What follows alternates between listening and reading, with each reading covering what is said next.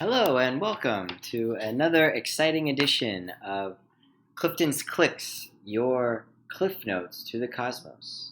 And as always, I am your host, Clifton Smith, and I'd like to start with a word from our sponsor, Structured Water.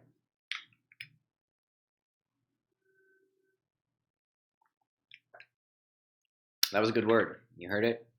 The sound of water, hydration, delicious.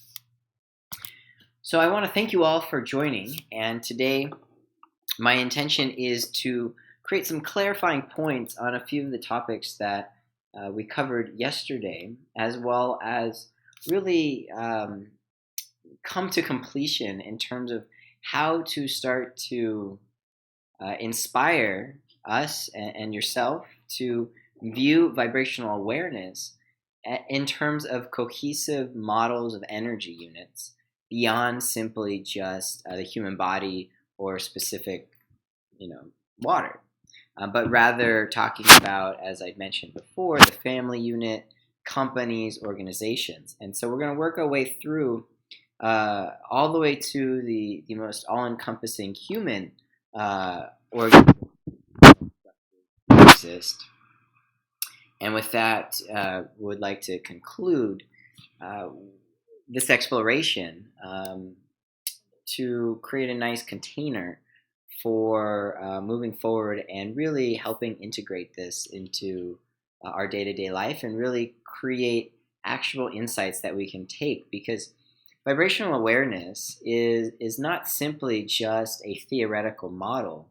It is a direct tool and strategy that you can use in your day-to-day life to start to perceive things in a more advantageous and understood way.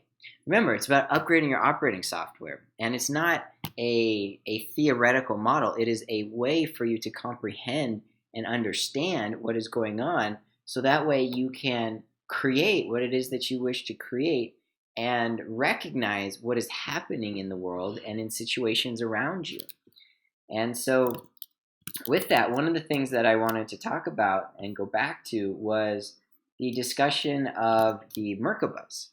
And I had mentioned how the Merkaba is essentially two pyramids, one flips and then combined together like a Star of David. The Star of David is a two-dimensional replica of the three-dimensional Merkaba. And what's interesting is this design pattern of these triangles exist in the Vedic tradition with what's called the Sri Yantra mandala, as well as appears in other religious texts. And so what is the Merkaba? And the pyramid upside down actually has a name. It's called a tetrahedron. And what this comes from, it comes from Plato and what he called the Platonic solids. It doesn't come from Plato, he just observed it, and so you observe it, you get to name it if your side wins all the wars, right? And you can write history that way. So Platonic solids are essentially an observation of all the different geometrical shapes that exist in nature and being able to distill them down to their most basic form. And there's about, I believe, 5 Platonic solids that create the building blocks of what we see in our physical reality, and more importantly, in the natural reality, because humans can come in and start to play with non-organic structures that don't adhere to the sacred geometry that exists in nature and as the world intended. But what we're seeing is when you are able to distill some of these incredible complexities into small, simple points, those become the fractals that you can start to build your understanding and awareness of the world. And it's really being able to see all this noise and identifying the through line, the signal through it all. And so the Merkaba is 2 tetrahedrons put together, one up, one facing down. And the reason why that's important is because there's a lot of misinformation or just a lot of noise about the noise around Merkabas and how they can be utilized. And at this point, not diving deep into all the crazy or all the interesting ideas that are postulated about what you can do with Merkabas, which I'm sure there is some validity to what people are saying to some degree. But the reason why it's important for us is because it's a way of understanding how to take sacred geometry, which is the geometry that exists in nature that is a fractal. It is how we can see how reality constructs itself, how a flower starts to get its shape, how a turtle's shell gets its shape, how ants start to form specific colonies, how cities and civilizations start to form. They all follow these same fundamental mathematical principles. That is what's called sacred geometry.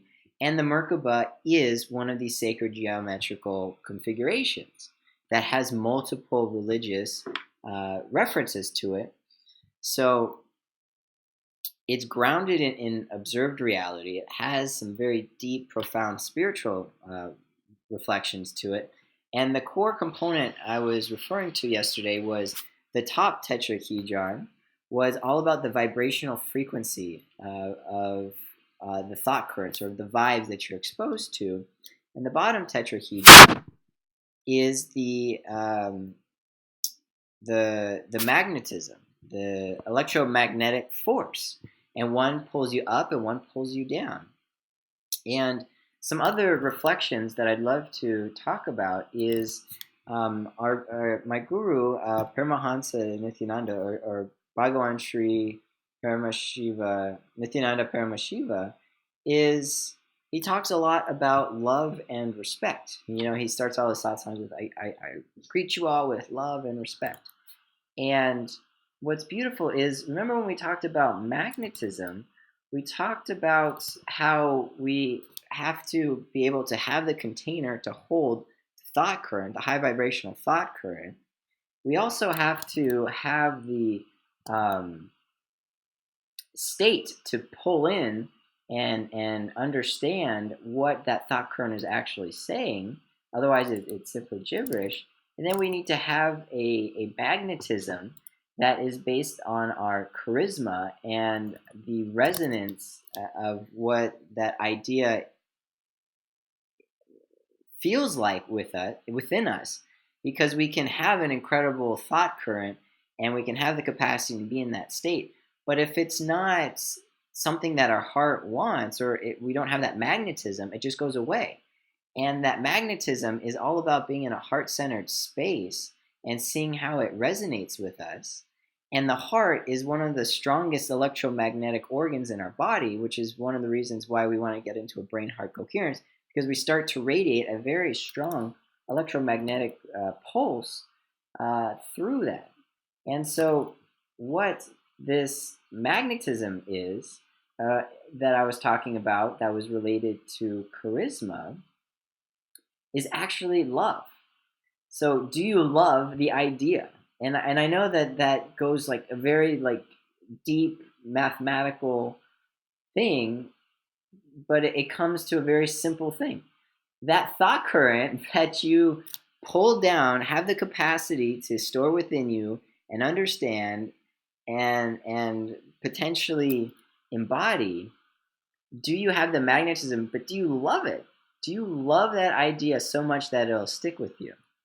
And so that was one area that I wanted to add, was a shorthand for these thought currents is, do you love the thought current? And what this does is this creates a nice heuristic, a nice way for us to go about our day-to-day life with a more simple understanding of, do we simply love the idea? And the other aspect that I wanted to talk about was respect. He says, I greet you all with love and respect, which basically means I greet my entire reality with love, because I'm embodying all of reality, because I'm connected to everyone and everything. I am that universal consciousness. So I love everyone and everything. And then respect. So what is respect?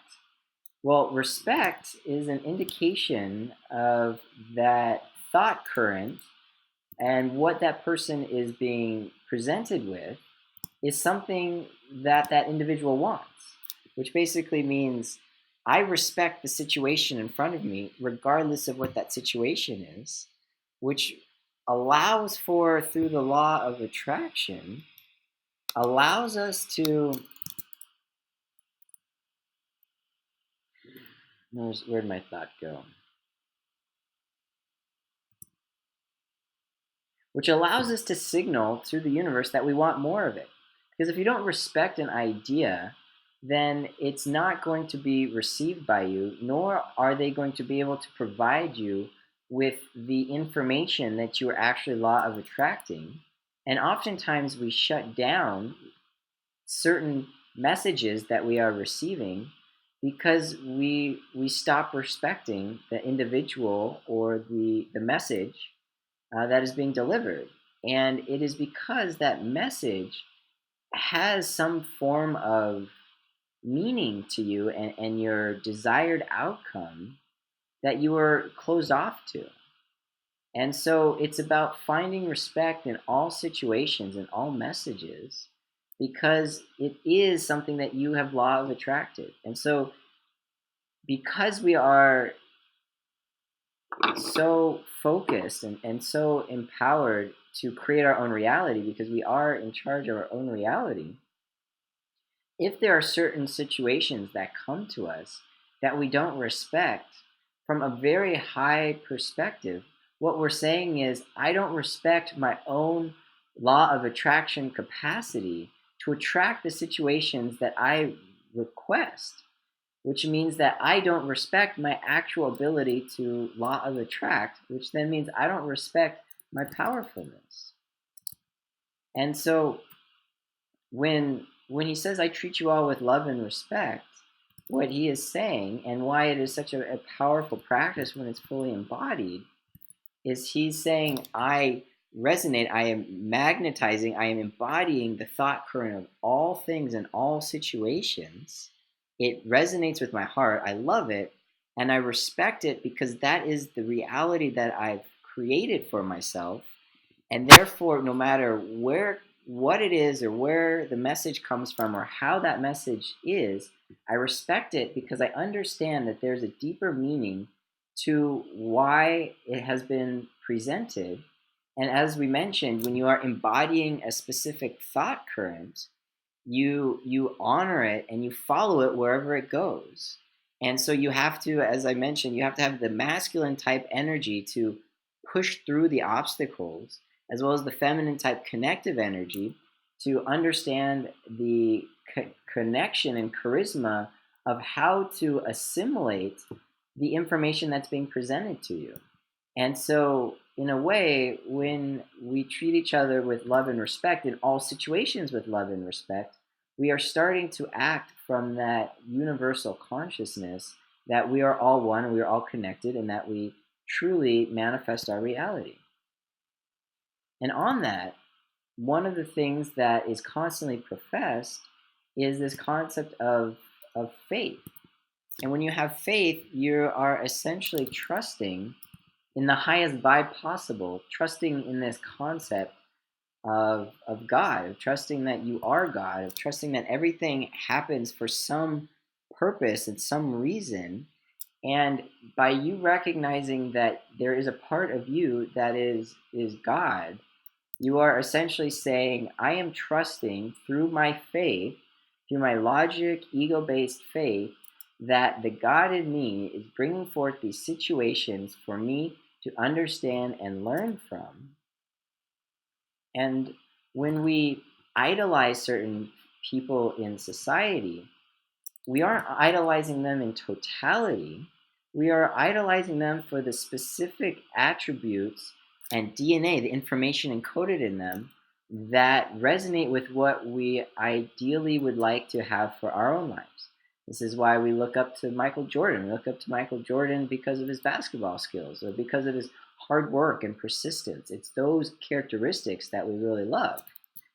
And when you look at a guru, what you're doing is you're not looking at that guru to appreciate the physical body of the guru, but you are looking at the guru because it is the guru encapsulate the most godlike aspects of humanity, as well as embodying the most powerful cognitions and the most number of powerful cognitions that are being exuded by any individual in your life that you've seen out there.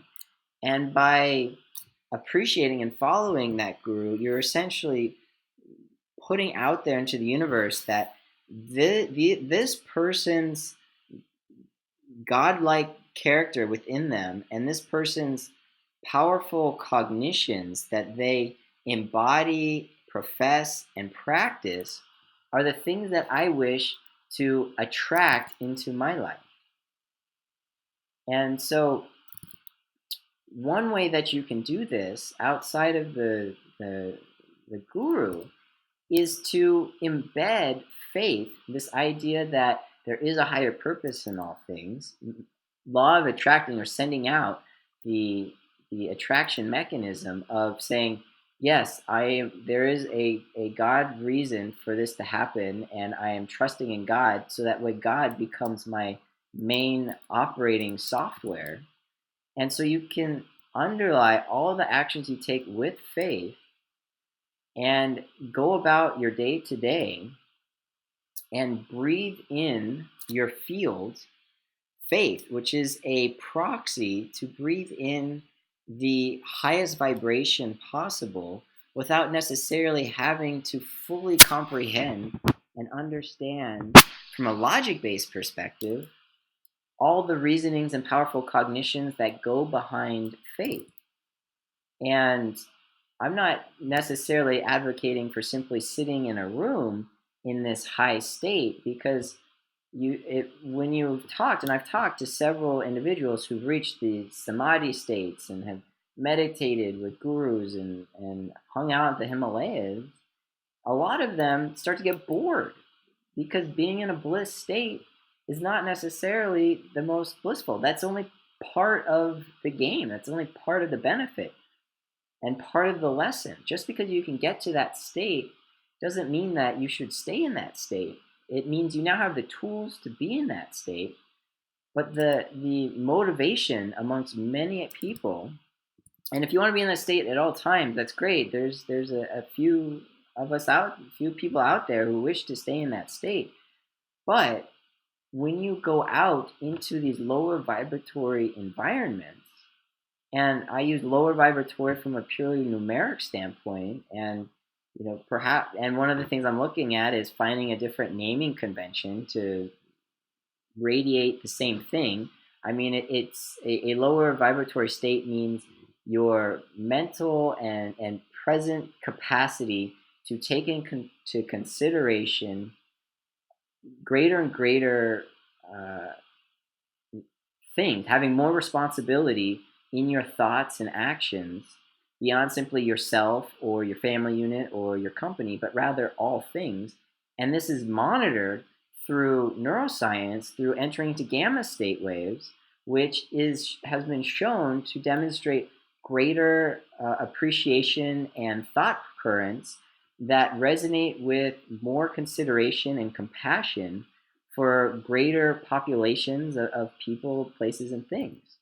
And so when you are in a lower vibratory state, you then actually get to practice the art of reaching into your toolkit to radiate the most powerful high vibe state you possibly can and experience what it's like to see how people interact with that high vibratory thought current and your high vibratory state.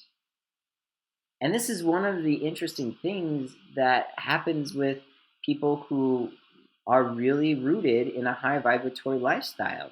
And one of the things that gurus face is they face persecution. They face people belittling them, charging them, trying to unground them. And some of the best out there get ungrounded, unsettled, because they're still learning. And what it means is that you're starting to interact with a high vibe. It's not just getting into a high vibe state, but how do you interact with people who are in a lower vibe state while maintaining your high vibe state and helping make sure that you still interact with love and respect in those situations. And so, one of the things to think about when we build this ecosystem is, yes, to enter into these high vibe states. And yes, there will be these roller coasters of high vibe versus low vibe that may be existing with your current environment not being in a total high vibratory state. But it's also an additional learning point, and almost like the real fun begins when you are able to exist in a high vibe state and then push yourself out and put yourself out there to start exuding that high vibe state, because now what you are creating is you are walking through the world with your energetic field at such a high vibe. You are essentially alchemizing the environment that is at a low vibratory state to start to resonate with your high vibe. And the low vibe is going to have a certain inertia point that is going to continuously try to bring you down to a low vibratory state, because that's just their natural state.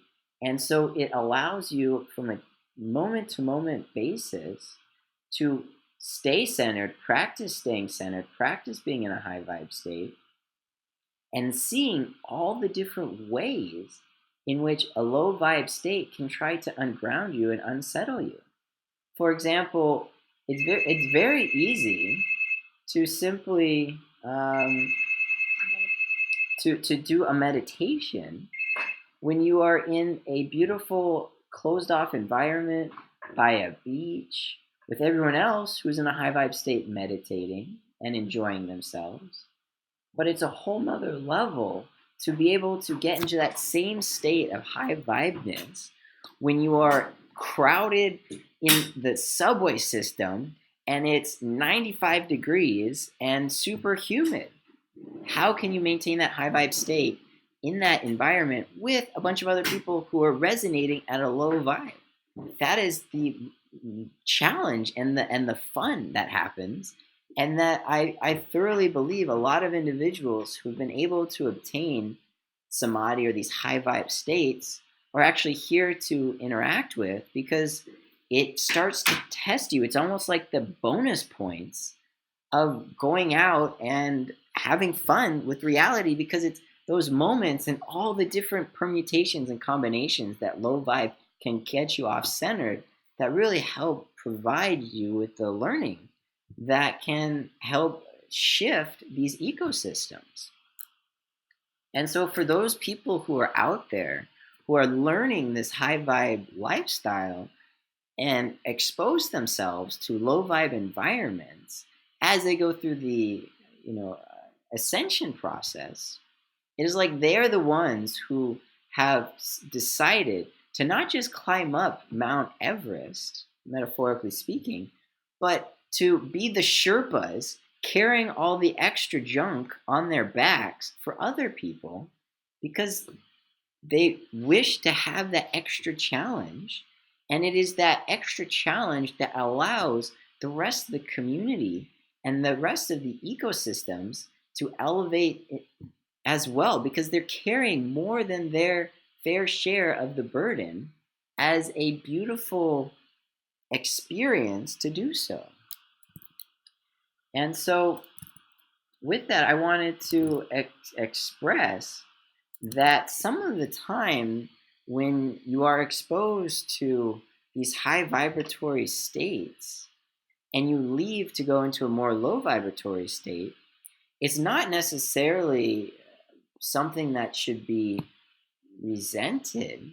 Rather, it can, and I encourage it to be perceived as your spirit, your higher self, your being deciding to take on the extra challenge to carry on your back on your ascension journey a greater number of people or a greater amount of burden than the average individual. And this is what gurus do, and this is why the more high vibe you are, the more you interact with low vibe environments, the more there's going to be ways at which you can be put off center. But those ways that put you off center, as long as you come back to the practice of the high vibe process, will only strengthen your ability to go out and enact change, which is what a lot of people are here to do, is to create these enlightened ecosystems. Because it is very clear that you can't create an enlightened, it's very clear that some people's purpose here is not simply to stay within the confines of an ashram wall in those high vibes, but rather to go out and help elevate from the bottom up the low vibe to the high vibe. And so one of the tools that you can use when you go from such a high vibe and to low vibe, and trying to rationalize why this is happening, is that you have decided to carry extra weight because of the extra challenge. I mean, why do people go to the gym and lift even more weights? Or why do they hike up a mountain with 25 pounds in their backpack? It's because they enjoy the excitement of the extra work, because it's too easy otherwise. And why do people decide to exit out of extremely high vibe environments and purposefully put themselves in low vibe spaces? It's because of the challenge, and it's because of their life's purpose. And when you may be at a point in which you're questioning why all of this is, and yes, one of it may be because there's this underlying trauma loop that must be resolved, or there's some sort of self-doubt or self-hatred involved in it. And that very well could be it, and go through that process to clear that. But another perspective is that your soul is here to help elevate the lowest vibratory states, and you've signed up for it.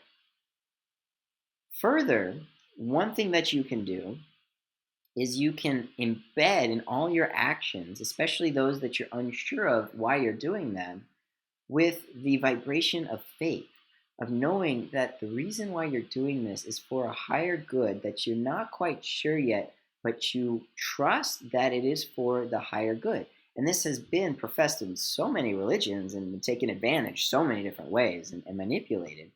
But when it comes to your own personal journey, embedding faith in your actions and in your day-to-day, and more importantly, embedding faith in those moments in which you have a lower vibratory perspective, or which your body is wishing to go back to a comfort level of negativity and pain, infuse faith as the inoculation and the booster shot to help stabilize yourself to get back to a high vibratory state. And on that, the reason why we have daily practices for high vibe activities, even if you've obtained that high vibe state, is that it's kind of like a plate spinning. Is you might be feeling that you're high vibe and your plate might be balancing on the little stick, and that's great, but knowing that you're exposing yourself willingly to a low vibratory state, or unwillingly, know that that spinning of that plate is going to eventually slow down to a stop and then fall. And instead of waiting for that plate to fall, which then creates a series of low vibe activities and emotions, and that emotional roller coaster that is talked about, just spin the stick a bit more to keep the plate spinning.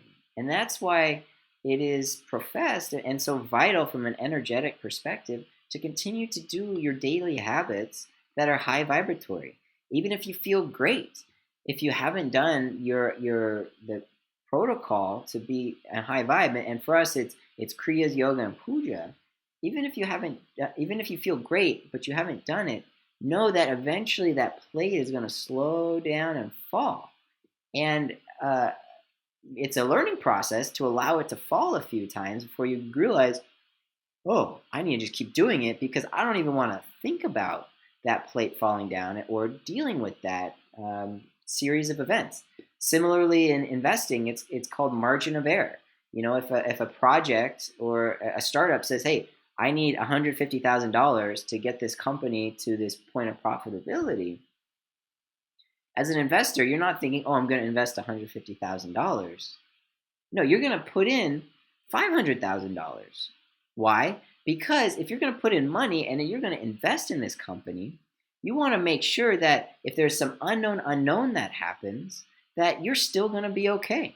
That the company is still going to be successful and that they're going to make the money that they promise. Another way to think about it is you're driving through the desert from one location to another, from LA to Las Vegas, and you have a certain amount of fuel in the tank. Oh, it says going from LA to Las Vegas, we'll just say it's 300 miles. Okay, well, my tank, it says destination to tank empty is 305 miles. Oh, I should be able to make it. Let's go.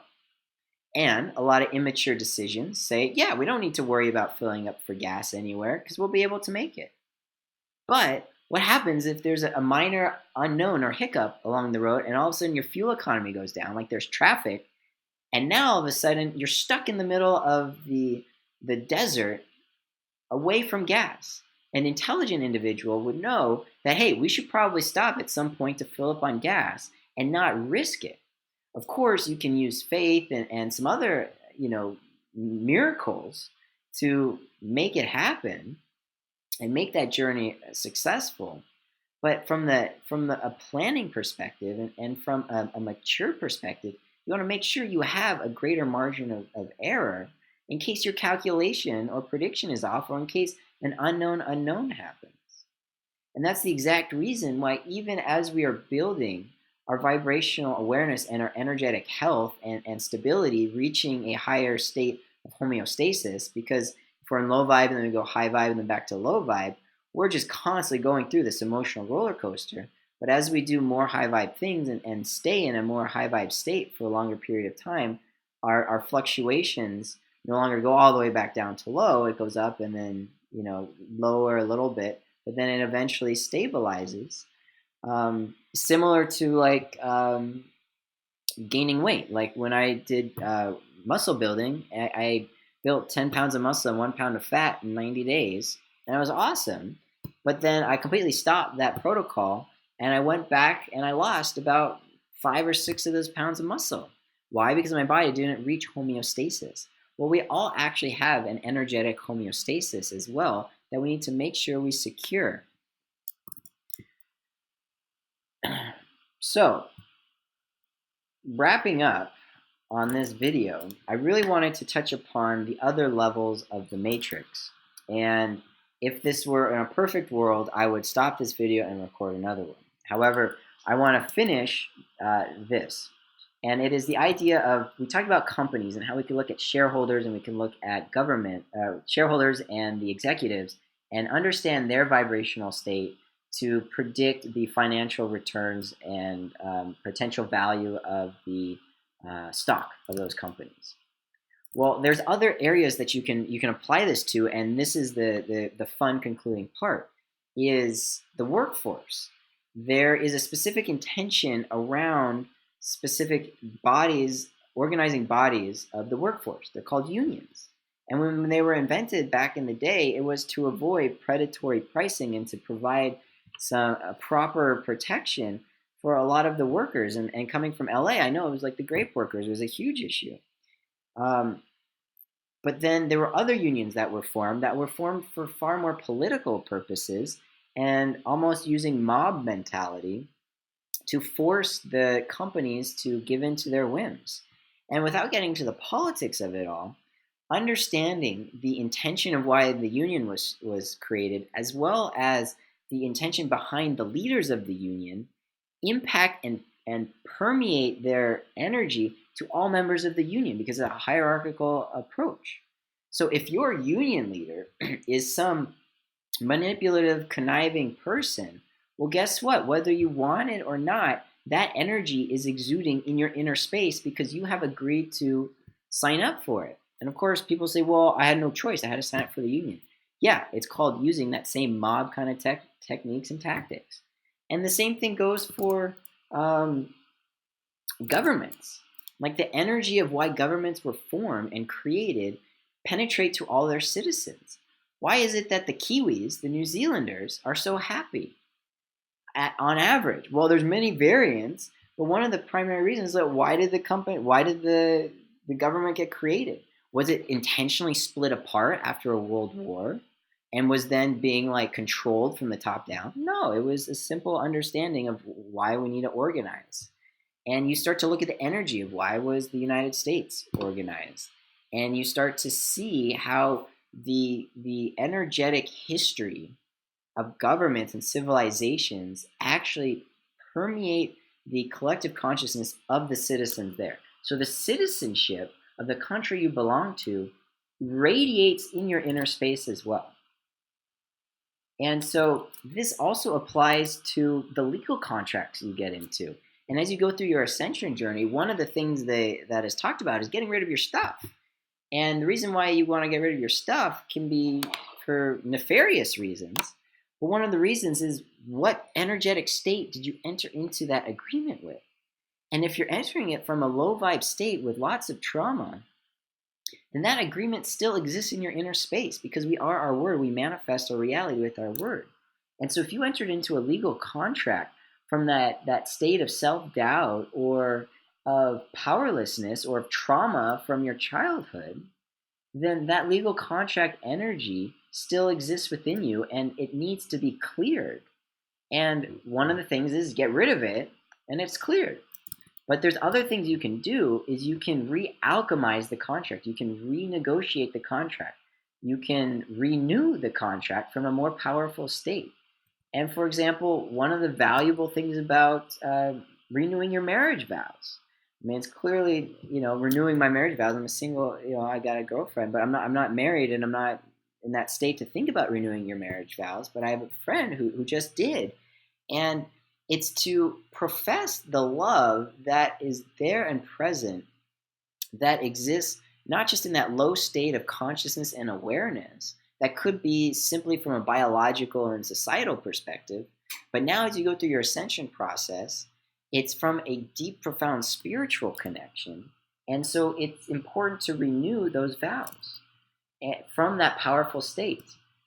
Even the money that you receive, if you receive it from an individual who may not be in the most high vibe conscious state, you can do an alchemizing process to turn it into a high vibe money that goes towards creating a high vibe lifestyle. Same thing with your bank account and your credit cards. Why did you open up your bank account? How did you open up your credit cards?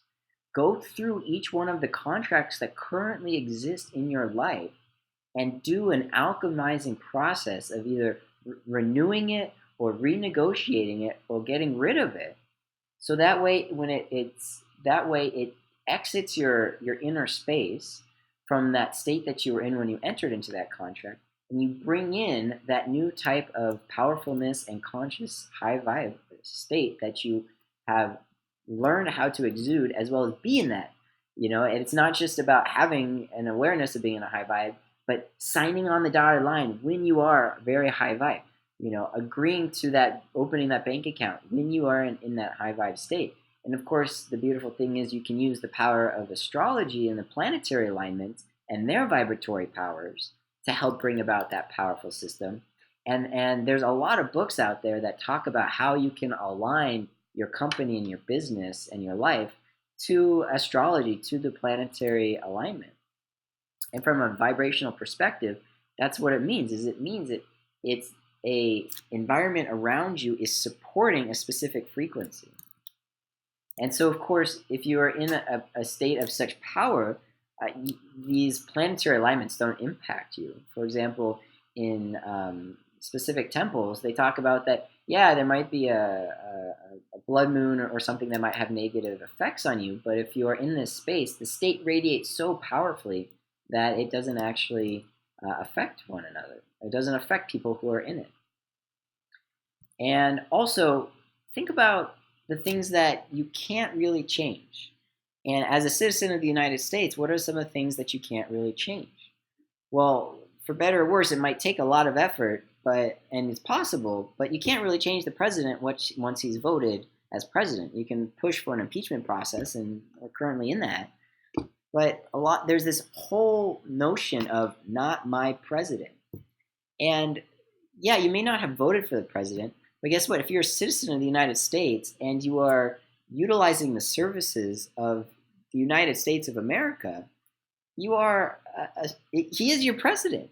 And so you go through an alchemizing process to make the proclamation that the president is the most powerful servant for you. Because guess what? He is a public servant. A lot of people forget that, just like people forget that shareholders actually own the company and are in control of picking the CEO. Now, of course, there's so many of us that we tend to forget that kind of power, that we have that power. But you buy a stock in Apple, you have a say and an ownership in what Tim Cook does. You are an American citizen. You have a say in what the President of the United States says. And so it is up to you whether you want to have your relationship with the President of the United States be high vibe or low vibe. And if you want your best public servant to be someone you despise, who is your public servant, to serve you, then so be it. But from a vibrational perspective, I highly encourage you to find some way to alchemize it into a powerful state.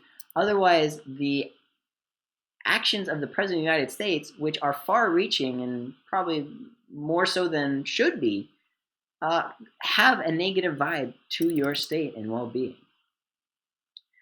So another aspect is currency. So we used to be on the gold standard, and gold was great. It was physical, it was tangible. But then we went through the Depression, and in 1933, we were temporarily, that was when we started to get off of it, because we need to spur our economy. And so the US dollar was shifted to a debt-based currency. And so the more currency we produce, it's rooted in the vibrational frequency of more debt. And when you look at our government, we have more debt and more debt. And Nixon in 71 took us completely off the gold standard. So our currency is debt. That is the energetic vibration at which we are exuding into the universe. United States currency is debt. The more debt we have, the more power we have. The challenge is that debt creates an imbalance in the system, in which creates inefficiencies in how we operate. And the more debt we have shifts us and shifts certain people to be more and more profitable. And people talk about the more money brings money, which from the law of attraction, it works. But from a system-wide perspective, what we are doing is we are putting everyone under an immense amount of debt, under our national debt, and we are selecting certain key winners who are the top 1% of the economy, and that's where all that profit is shifting to. It's similar to the fact that if you are on a highly ketogenic diet, you need to take supplements to support your adrenal health and make sure that you have enough salt in your system. So yeah, if you want to advocate a ketogenic diet, then the winner is going to be the makers of the adrenal support products. Same thing, our currency is debt, and therefore those individuals who are able to master companies and situations in which they can leverage the most amount of debt are the most successful. And guess what industry that's in? Real estate. Real estate allows us to leverage the most amount leverage up the most amount with debt with the least amount of equity, as well as hedge funds. And that's where a vast majority of our super wealthy individuals are. Of course, there's venture capital, which, by the way, is like, hey, I have an idea, give me money for just the thought current, which is an even greater amount of leverage. And of course, there's risk associated to it. But if you zoom out, the currency of the United States is debt. The more debt we issue, the more powerful we are. Except as we are growing out of a specific US-focused economy to an international economy, that doesn't just mean trade, imports and exports, which is a political task, but also international organizations. Organizations can now play different economies in different countries to gain greater and greater power and benefits. And so an area to think about on a more micro perspective is cities. Like when you have a city that is created, it has a specific energy around it. And in Los Angeles, there's a bunch of different cities that exist outside of the city of Los Angeles. And you can see, for example, Beverly Hills has some of the most impeccable school systems, police systems, houses, and roads. And it's surrounded by a lot of lower income areas, rough patched streets. And so obviously there's wealth disparity, but from an energetic vibration, if you really want to untangle it, I mean, if you want to stay at the surface level and start pointing fingers at the current situation, that's fine. But if you want to get to the bottom of all this and untangle it, so that way you can manifest systems that are actually understanding of the realities that we are observing, is to look at the founding members of the people who made the city of Beverly Hills versus the people who made the city of Los Angeles and their intentions. And then you look at the intentions of the elected leaders, the mayors of Los Angeles versus the mayor of Beverly Hills and the city councils, and you look at the aggregated vibrational frequency and the intentions of them, and I guarantee you there's a huge discrepancy. So with that, the final part is, to conclude this all, is when we get to international nature, there's certain international organizations that exist, the World Bank and the United Nations. And so while they are creating a profound global change and shift in what society should be, and they've created an incredible, the United Nations created an incredible thing called the Sustainable Development Goals, which elevates the vibration of the globe and works towards equalizing and providing just basic human rights to the world. Look at the intention upon which it was formed, as well as the intention of the leaders. And one of the biggest challenges of the UN is it's rife with corruption, because the leaders are corrupt. You look at the UN, why was it formed? To prevent another world war. Okay, that intention seems to be pretty good. But if they feel that one organization can organize the entire world, then those people better be some of the most pure spiritual, like high vibe channeling gurus out there, because it radiates their intention throughout all of the countries and organizations.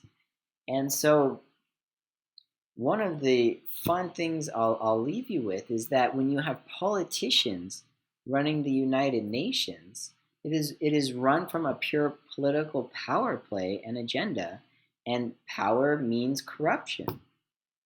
If you use politics as the way of doing it, and if you put a bunch of the most successful business people running the world, then you're going to have the most successful, profitable companies that they probably have an economic interest in. And politicians also do that, have economic interests in a lot of the economic developments that happen through various means, mechanisms, and shell corporations. And if you put purely spiritual people in charge of it, well, that might be an interesting thought experiment. However, those powerful people also better be attuned to all the various levels of the matrix, so that way when they enter into and work to elevate the low vibratory nature that is existing across all these slices and dices of energy that is our collective matrix, they better be able to withstand such low vibratory tactics and maintain such high integrity, and have a strong understanding in how we can operate organizations to perform certain actions beyond specifically just spiritual actions, to bring about the ecosystems that and systems that are necessary for us to enter into a global higher vibratory state.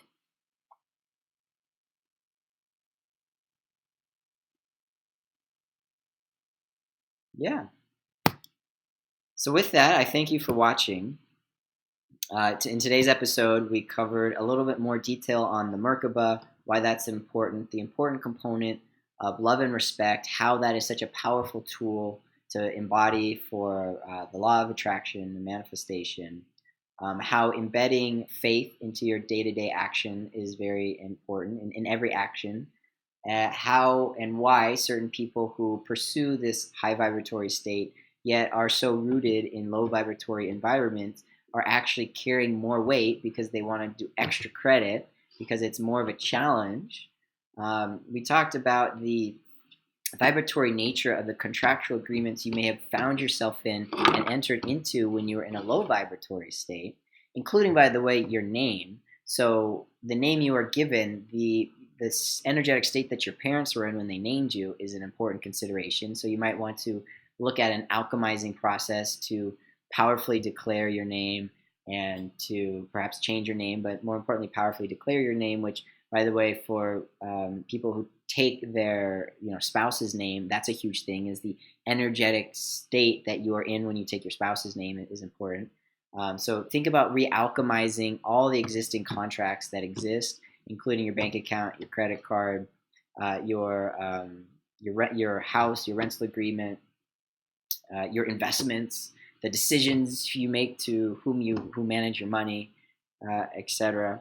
And then we talked about the larger areas of organizing human energetic vibrations, including things like unions, government, currency, and the United Nations, as well as a concluding thought on the types of leaders who would make the best leaders to bring about the enlightened ecosystem. And yeah,